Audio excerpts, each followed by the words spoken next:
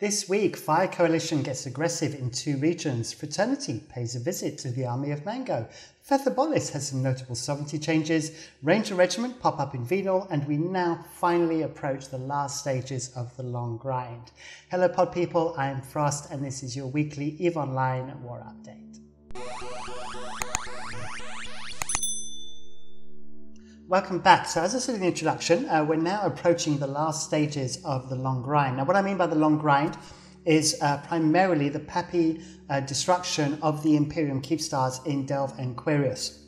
And there are a lot of them to go through, and they've been grinding their way through those for the last probably 4 or 5 weeks now, I think.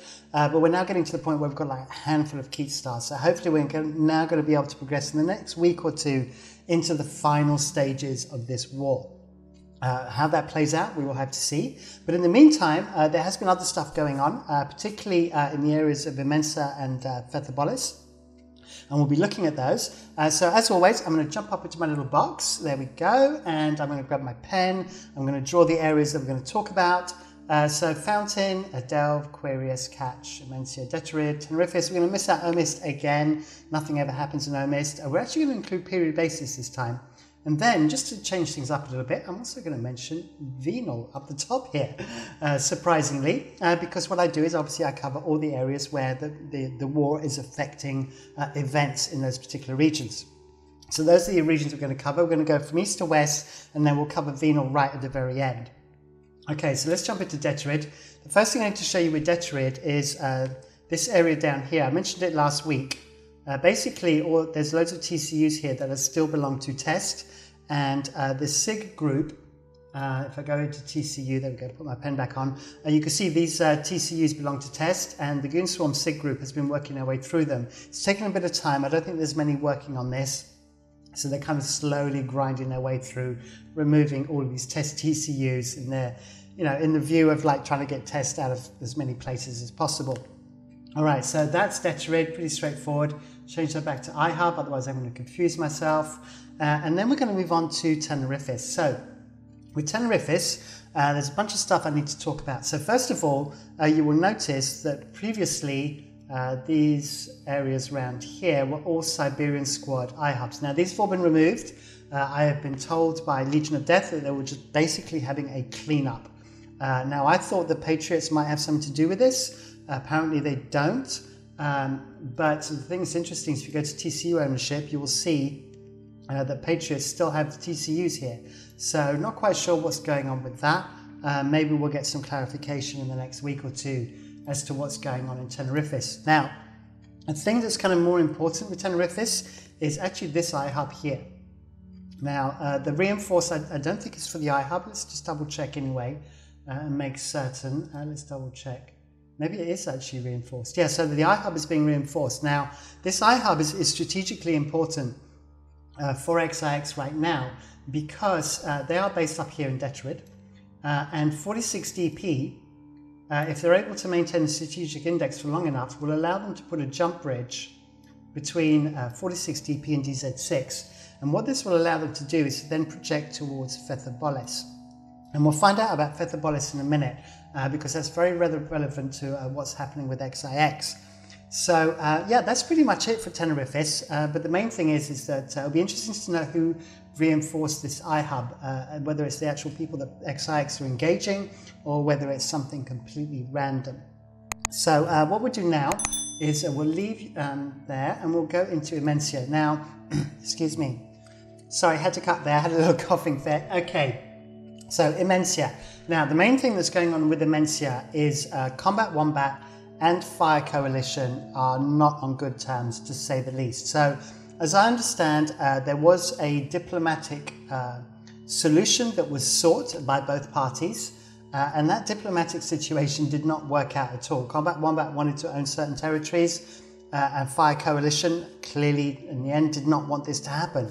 And I'm not going to go into the details about the diplomacy because obviously there's 2 sides to every story, but what I can tell you is that they fell out, Fire Coalition got upset, and they went full on onto Combat Wombat. Now, Fire Coalition outnumber Combat Wombat by a ridiculous number, but as you can see, all of these areas were previously owned by Combat Wombat and they've now been essentially removed off the maps. And if I actually double check, let me see, they actually had 13 systems they were holding as of last week, and that was already after losing some, and they're now down to these 3 systems that you see right here. So these 2 there, and this one up here.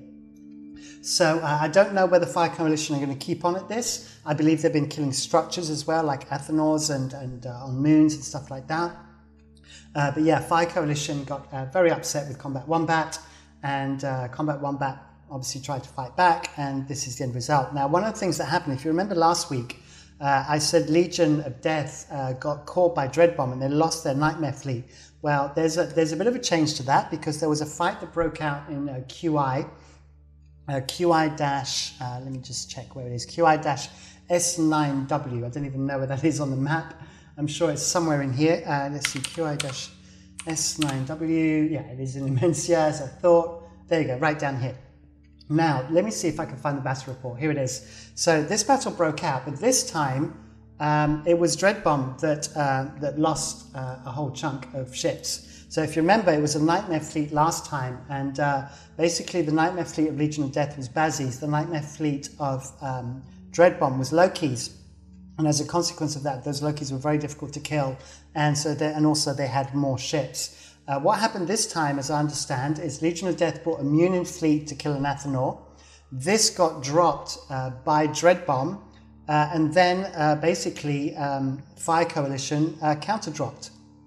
So let me just remove my pen, and you can see here that basically this time their Nightmare Fleet took a bashing, yeah, that was then. They brought, and obviously Legion of Death brought Macarials this time, as they're big fans of Macarials. I don't know if you know, but Legion of Death have flown Macarials for years. It's one of their favourite ships.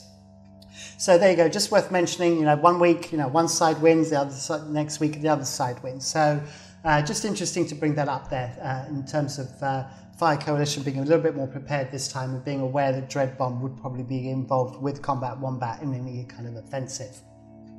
Okay, so that brings us up to date on Immensea. Then Impasse is really nothing to mention. It is literally business as usual. The Red Menace Coalition, I think it's called Red Menace Coalition, yeah, has these 4 alliances, and they're just doing their own thing in Impasse, so we can jump straight past that. So now what we're going to do is we're going to go to Feythabolis, because Feythabolis, all sorts of things going on here. So the first thing is Bastion have kind of secured, whoops, thick pen. We go back to that again. Let me see if I can change the thickness of my pen. So let me change that and change the thickness of my pen and see if we can do a bit better. There we go. So Bastion have now secured this constellation. Red Alliance have secured this one. It makes sense, as you can see that it connects into Impasse, so it just gives them a little bit of projection into Feythabolis. And then the big thing that is of note is this right here. So XIX have put an iHub in NX5W-U. So this system previously used to belong to Invidia Gloria Comes. Now, if you don't know, Invidia Gloria Comes were a Renter Alliance that were part of test, and are now closely aligning themselves to the Imperium. And in fact, if I turn this map off for a sec, there was a battle report, a Fortizar kill, and this Fortizar kill took place here in VVO-R6. And if we look at that kill, you can see the Ferrata victories are there, who are a Stain-Roos alliance. But then we have the Bastion and the Afterlife. And then if we scroll down, you can see Invidia Gloria Comes brought a Jackdaw fleet. So, they are working with the Bastion, and they're working with Stain-Roos, and basically alliances that are aligned to the Imperium. So they are very much in bed with them now. Now, as a consequence of this, Army of Mango were the people that actually came to flip this iHub, and they requested help from FI Coalition. So FI Coalition came along. Now, why Army of Mango didn't drop their iHub instead of XIX, I don't know, because it's much easier for Army of Mango to come and defend it, because they are based in Omist, or they have a lot of territory in Omist. Now, the reason why this one system was picked is because Invidia Gloria Comes has a Keepstar in this system. And so this is potentially an attack. Now, this may be FI Coalition kind of assisting Legacy Coalition. I mean, they're very, very close friends. because IGC, if you remember from last week, they went on this big expansion program. They've basically taken half of Feythabolis. And maybe FI.RE Coalition and Army of Mango want to see this come to an end. And this may be the start of a whole new engagement happening in Feythabolis. Now, one of the interesting things that happened here, which is worth bringing up, I'm going to show you a battle report that happened over this iHub fight. And you can see there's actually 3 groups. And the reason why, you can see that here on the left, there's an 87 billion loss. And it was primarily to Army of Mango, who lost the majority of their Nightmare fleet. But they didn't lose it to the Initiative and Drakari, Siberian Squadron, and Vida Glory Comes, who are the enemy. They lost it to Fraternity. Now, if you're not familiar with this, Fraternity are part of PAPI Coalition. Army of Mango are allied to Legacy Coalition and therefore part of PAPI. But that is only in Delve. And Fraternity and Army of Mango have been long-term enemies since the dawn of time, pretty much, since Fraternity kind of appeared on Tranquility. And so therefore Fraternity found out that Army of Mango were going to do this iHub. They basically saw the iHub timer, and they just came down and they brought basically a Munian fleet. I think it was 150 Munians, 50 Serbs, and even 10 Harpies. And obviously Army of Mango weren't able to compete against this.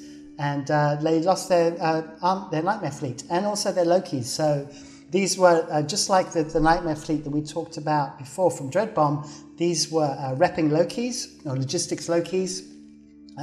But they weren't able to do the job. They weren't able to stay alive. I would imagine they were probably caught by the Harpies. The Munians can also keep up with them, and they can do track a lot better than the Nightmares could. So that's why those Lokis died. So there you go. So a 3-way fight kind of appearing out of nowhere there. And also just to remind you, the PAPI Coalition, whilst it does have a common goal, it doesn't mean necessarily the fights still aren't going within PAPI Coalition, within the groups in that coalition. Okay, so let's go back to our map now with Feythabolis and make sure that I've covered everything. Oh yeah, and the last 2 things is that there's a new alliance called FKIK, or Fast Kick, who appeared in February of this year. And they've taken 2 systems. So I know nothing about Fast Kick, so if you're a part of Fast Kick or you know a little bit about it, please come onto my Discord. Link is in the description. Come and talk to me so I can find out a little bit about you and know what you're doing in Feythabolis. All right, so what else is there? I think that's about it. Yep, that's everything for Feythabolis. We are good, so we can move on. And we're going to move on to Catch. So in Catch, things have really stabilized now. This is now... as I mentioned last week, Legacy were pushed out finally last week with 2 systems being removed that were still Legacy systems. Against All Authorities have now almost taken this whole constellation. You can see they've just refed another system there. They've actually expanded. They own 3 systems there. They now own 5. And then the main thing that's happened in Catch is just brave structures dying. As you remember, I said there's still a lot of brave structures in Catch.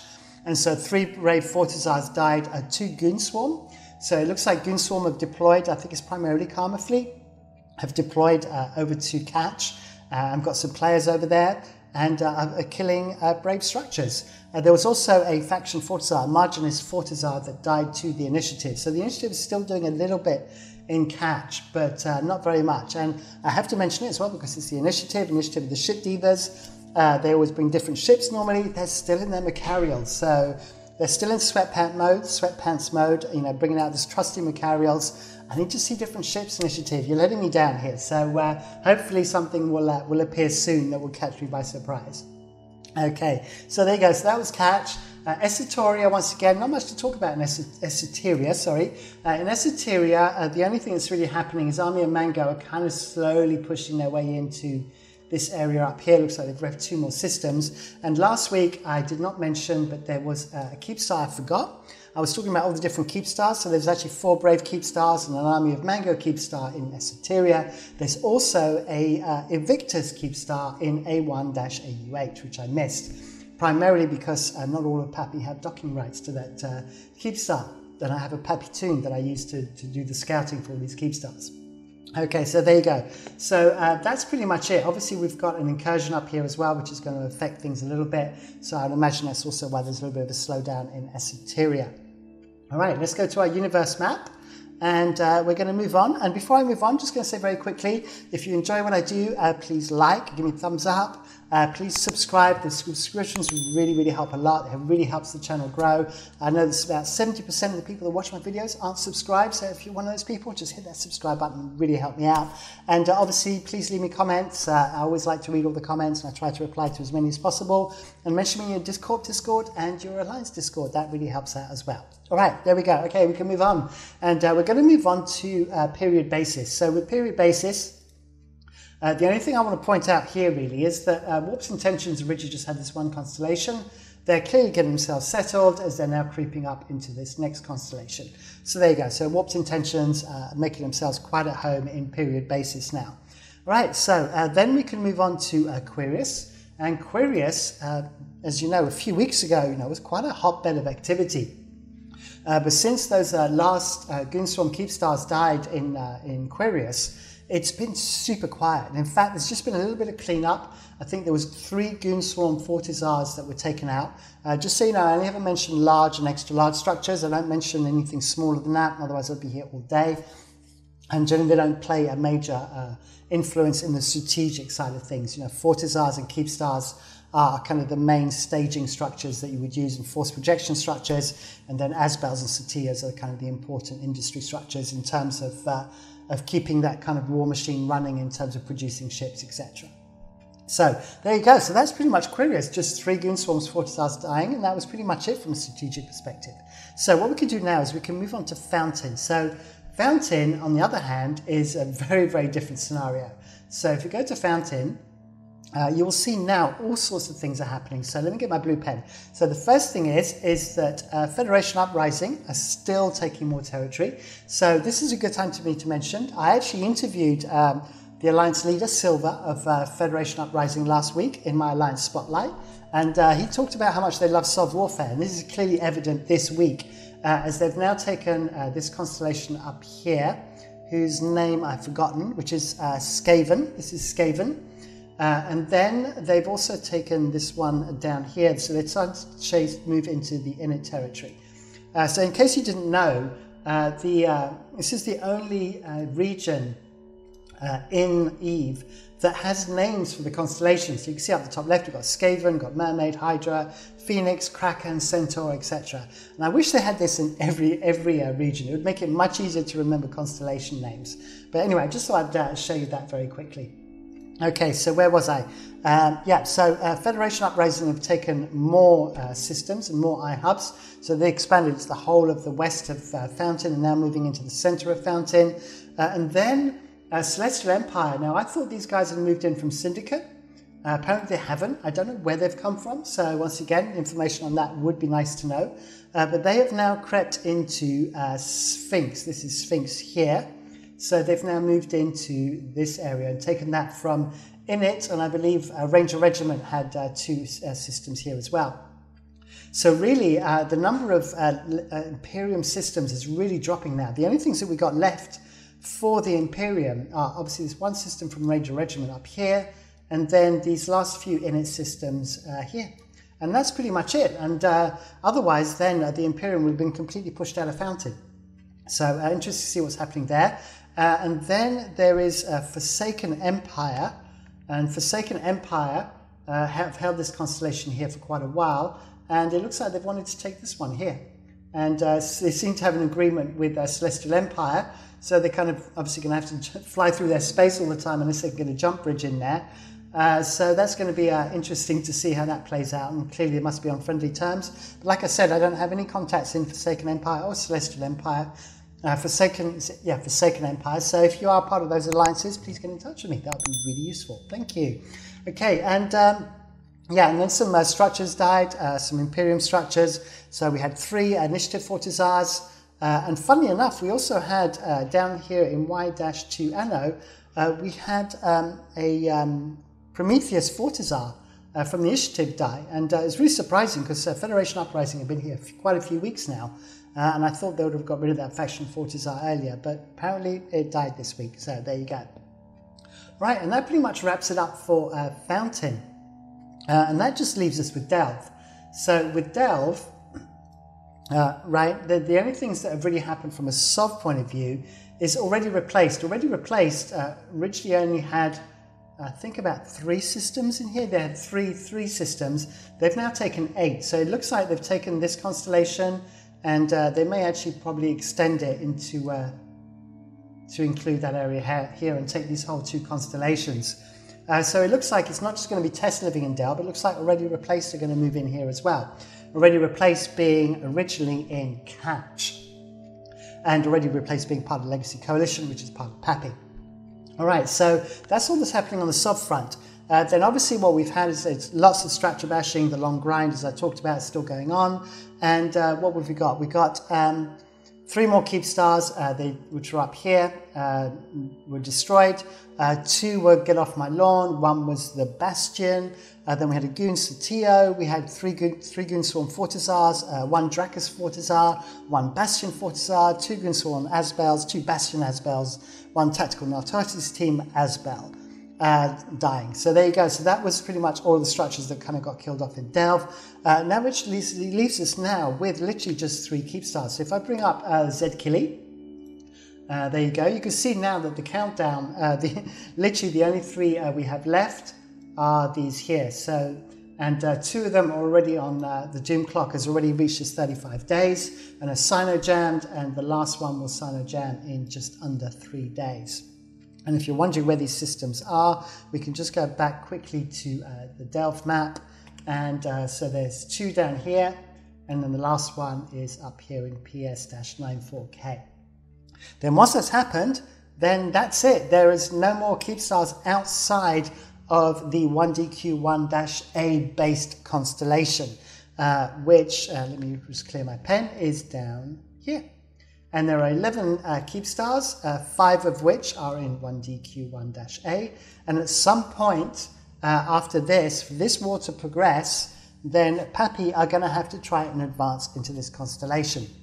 So hopefully this week we will see the last of these Keepstars die. I mean, I say hopefully because obviously the Imperium doesn't seem to want to contest these in any way, shape or form. They are firmly fixed on this constellation, and that's the only thing that matters. So I would expect these last 3 Keepstars to go down without a fight, as all the others have done. And then hopefully then we can report on some actual proper infighting again, rather than just the structure bashing that's been going on for weeks and weeks, which has affected pretty much all of us. And I know it's affected PAPI numbers, but I mean they've still been logging in and killing structures, but I would imagine we will see more activity kind of start to kick in a week or so. And then the last thing I've got to close off with, which was kind of unexpected, is a Fortizar died up in Venal. So let me show you where Venal is. So let's go to Universe. Venal is all the way up here. There we go. It's NPC space, it's Garista space. And if we go into Venal, it was in a VVO, I think, which I can't even remember where it is now because I've never really gone up to Venal. I think it was in VVO that it died. It's somewhere up here. Never mind. Okay. Either way, it's pretty irrelevant. Let me just bring up the kill board because the thing that matters is this. That it was Ranger Regiment. So Ranger Regiment went off and killed a Fraternity Fortizar all the way up in Venal. So I don't know whether this was just simply a wormhole excursion or whether Regiment are actually deploying themselves up to Venal. As we know, they haven't got much space left in Fountain. Maybe they've decided to move up into NPC space and start attacking Fraternity up north. So we'll have to wait and see. That's going to be interesting to see if we get more activity up there, and I will be keeping an eye on that. And that pretty much wraps it up for me this week. So hopefully it'll be a little bit shorter than usual. I hope you enjoyed that. As always, please like, subscribe, hit the bell icon for notifications, talk to me in the comments, and I will see you on the next one. As always, I'll have an Alliance Spotlight on Thursday for you. This one is very different. It's not an Nullsec Alliance, it's something completely different. So hopefully you will find that interesting. I certainly did. I had some great guests, and we had a great interview. So hopefully you'll be there for that on Thursday. All right, that's all from me. Thank you for watching, and until the next one. Bye.